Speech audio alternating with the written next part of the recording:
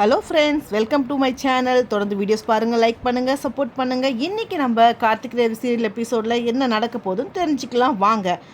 கார்த்திக் ரேவதி சீரியலில் என்ன பரபரப்பாக போயிட்டுருக்குன்னு வாங்க பார்க்கலாம். நம்ம கார்த்திக் ரேவதி ரொம்ப சந்தோஷமாக பரமேஸ்வரி பாட்டி வீட்டுக்கு போகிறாங்க.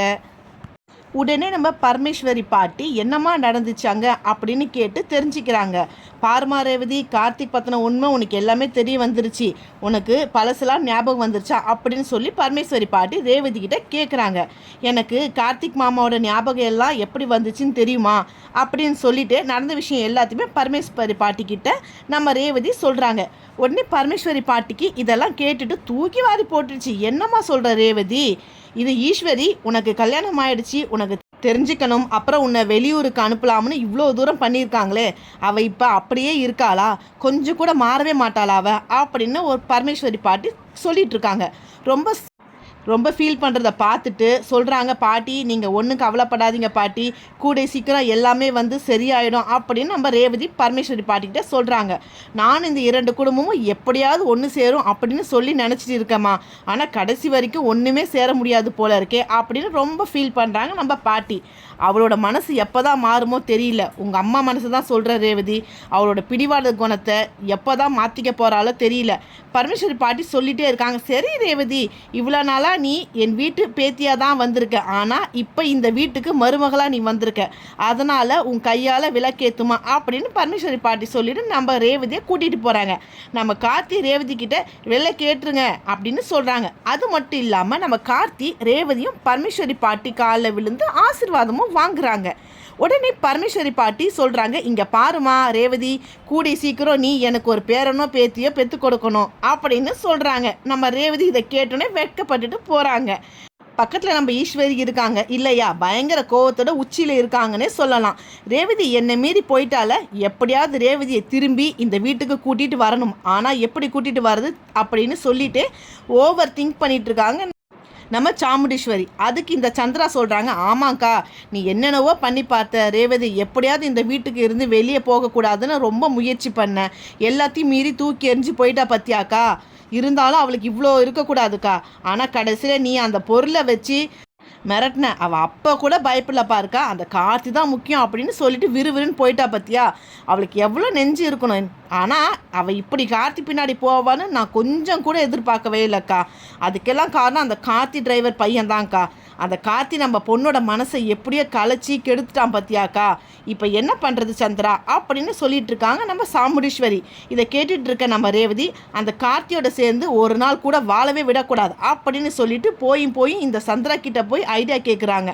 அப்போ இந்த ஈஸ்வரி, அப்போ நம்ம சந்திரா சொல்கிறாங்க, அக்கா அந்த கார்த்தி பையன் நம்ம ரேவதியை டைவர்ஸ் பண்ண பேப்பர் உன் கையில் தானே இருக்குது, அதை எடுத்துகிட்டு போயிட்டு அவன் மேலே ஒரு கம்ப்ளைண்ட் கொடுத்துருவோம், இந்த மாதிரி எங்களோட பொண்ணை ஏமாற்றி இங்கே இருந்து இழுத்துட்டு போயிட்டான் அப்படின்னு சொல்லிட்டு அவன் மேலே மட்டும் ஒரு புகார் கொடுத்தோம்னா போதும்க்கா, அதுக்கப்புறம் எல்லாத்தையும் அவங்க பார்த்துப்பாங்க அக்கா அப்படின்னு நம்ம சந்திரா சொல்கிறாங்க சாமுண்டீஸ்வரி கிட்ட. சாமுண்டீஸ்வரி சந்தோஷத்தை பார்க்கணுமே முகத்தில், சந்திரா சூப்பரான ஐடியா கொடுத்துருக்க சந்திரா அப்படின்னு சொல்லிட்டு உடனே அந்த பேப்பர் எங்கே இருக்குன்னு போய் எடுத்து தேடி பார்க்குறாங்க. வேகமாக அவசரப்படுறாங்க.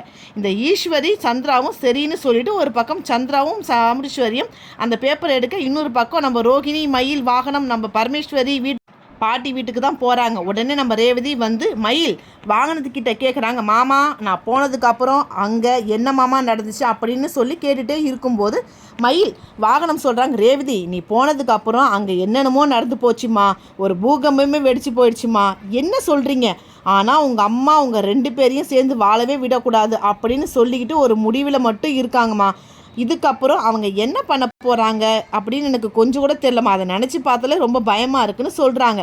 சொல்லிட்டு இருக்கும்போது அப்போ நம்ம கார்த்திகிட்ட மயில் வாங்கின சொல்கிறாங்க, இங்கே பாரு சகலை, என்ன நடந்தாலும் சரி நீ ரேவதியை மட்டும் பிரிஞ்சிடாத அப்படின்னு சொல்லிட்டு இருக்காங்க நம்ம மயில்.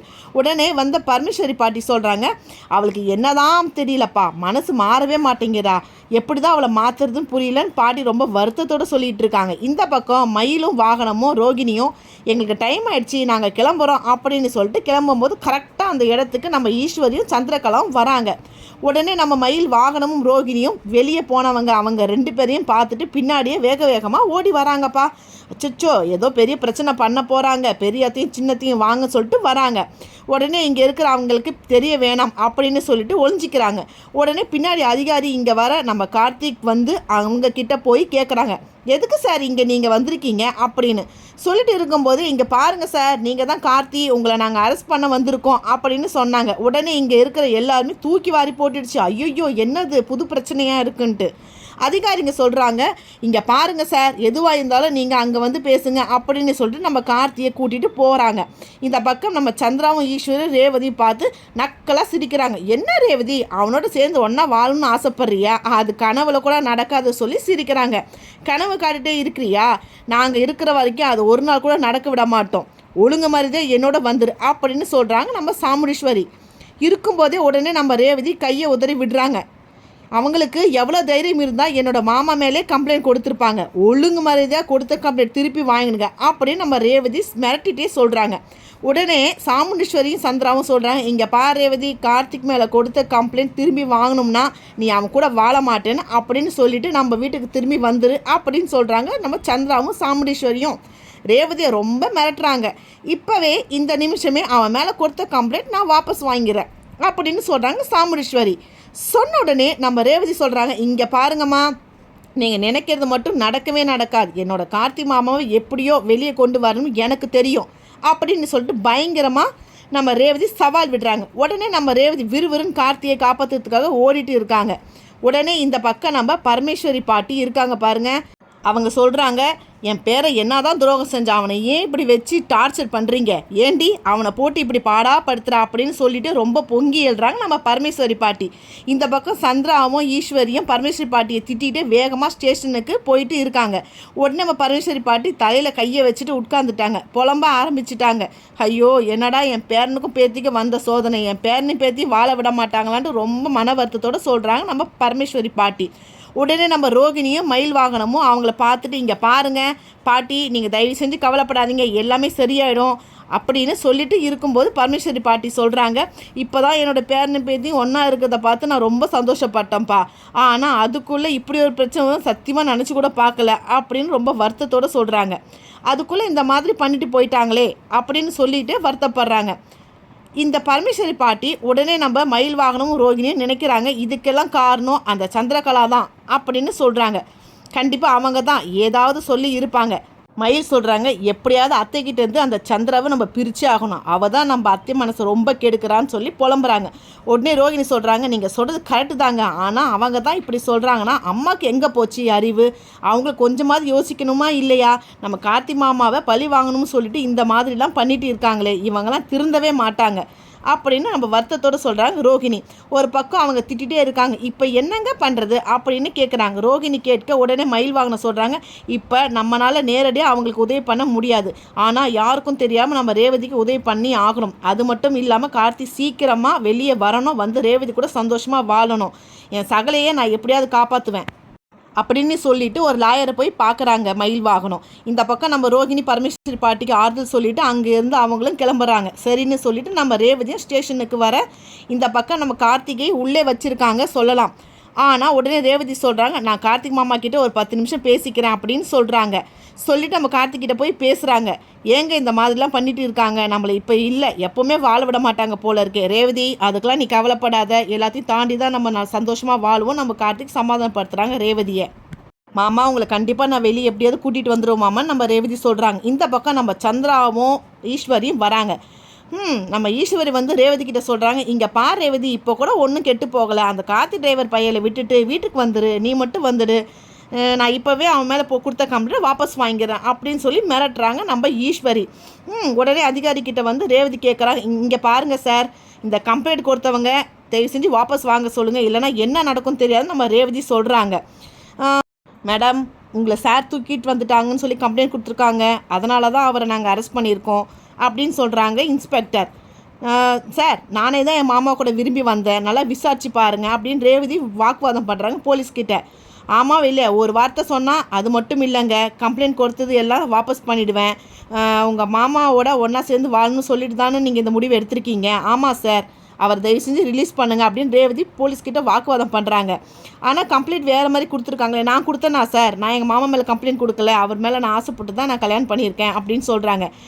இந்த கம்ப்ளைண்ட் எப்படி நீங்கள் எடுத்துக்கலாம், மரியாதை என் மாமா வெளியே விட்டுருங்க, இல்லைனா ஒரு போராட்டமே பண்ணுவேன்னு ரேவதி மிரட்டுறாங்க. அப்படி சொல்லிட்டு அதிகாரி மிரட்டுறாங்க. நம்ம ரேவதி அது மட்டும் இல்லாமல் அதிகாரி ஈஸ்வரி கிட்ட சொல்கிறாங்க, என்ன மேடம் உங்கள் பொண்ணு இப்படி பேசுகிறாங்க, ஐயோ இது என்ன பெரிய பிரச்சனையாக இருக்கே, என்னன்னு கேளுங்க மேடம் சொல்லி நம்ம போலீஸ்காரங்க பேசுகிறாங்க. கம்ப்ளைண்ட் கொடுத்ததை வாபஸ் வாங்கிடுங்க மேடம் அப்படின்னு அவர் சொல்கிறார். அது மட்டும் இல்லாமல் உங்கள் பொண்ணு ஏதோ சொல்லிட்டு இருக்காங்க, நீங்கள் என்னென்னு உங்கள் பொண்ணுக்கிட்ட விசாரிச்சுக்கோங்க அப்படின்னு சொல்கிறாங்க. இல்லை என் பொண்ணை கடத்தி போயிட்டான், தூக்கிட்டு போயிட்டான் அப்படின்னு சொல்லி தான் கம்ப்ளைண்ட் கொடுத்தீங்க, ஆனால் அவங்க என்னென்னவோ வேறு மாதிரி சொல்லிட்டு இருக்காங்க, பொண்ணை தன்னோட விருப்பத்தோடு வாழ விடுங்க மேடம், ஏன் இப்படிலாம் கம்ப்ளைண்ட் கொடுத்து எங்கள் நேரத்தை வேஸ்ட் பண்ணுறீங்கன்னு போலீஸ்காரங்க சொல்கிறாங்க.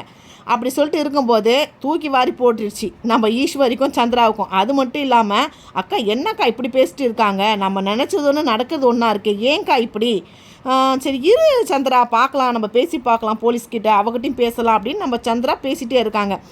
உடனே அதிகாரி சொல்கிறாங்க, இங்கே பாருங்கள் மேடம், நீங்கள் கொடுத்த கம்ப்ளைண்ட் செல்லாது, அது மட்டும் இல்லாமல் அவரை நான் வெளியில் விட போகிறேன் அப்படின்னு சொல்கிறாங்க. உடனே பாருங்கள் சார், நான் கொடுத்த கம்ப்ளைண்ட் வாங்கிட்டு நீங்கள் அவரை உள்ளே தான் அனுப்பணும், தவிர வெளியே அனுப்பக்கூடாது.